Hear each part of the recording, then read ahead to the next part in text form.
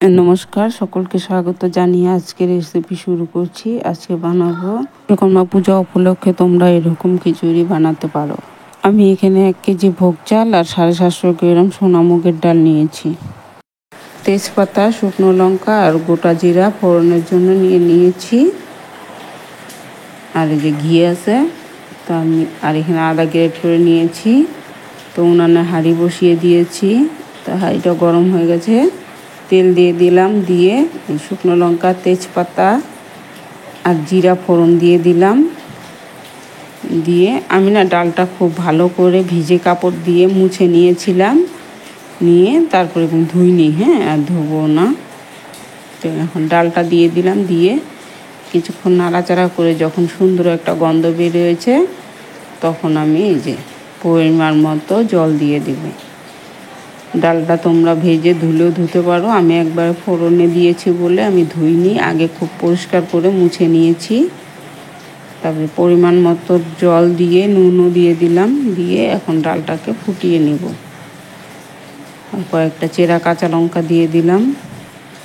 তো দেখো জলটা ফুটে উঠেছে। এখন এই যে ভোগ চালটা ধুয়ে রেখেছিলাম, চালটা দিয়ে দিলাম।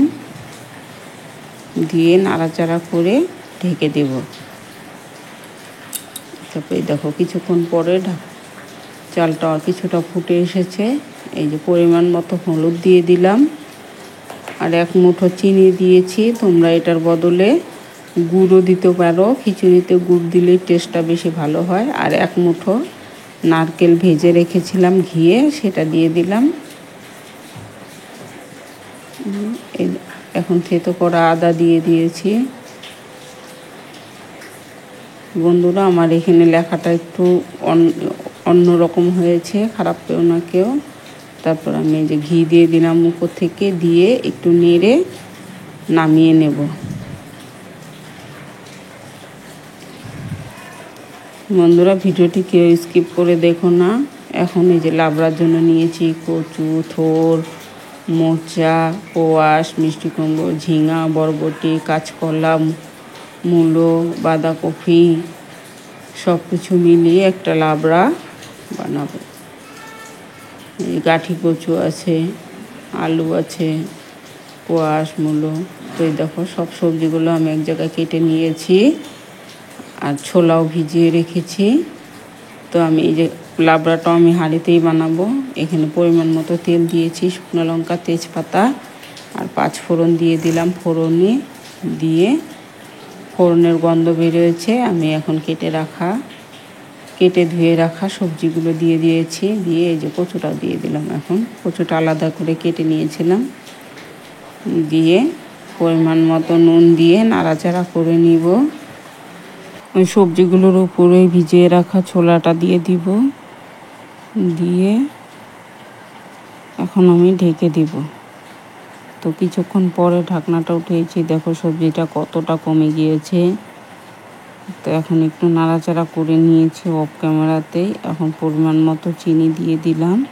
এখন আন্দাজ মতো হলুদ দিয়ে দিব। তোমরা তোমাদের আন্দাজ মতো দিয়ে দিও।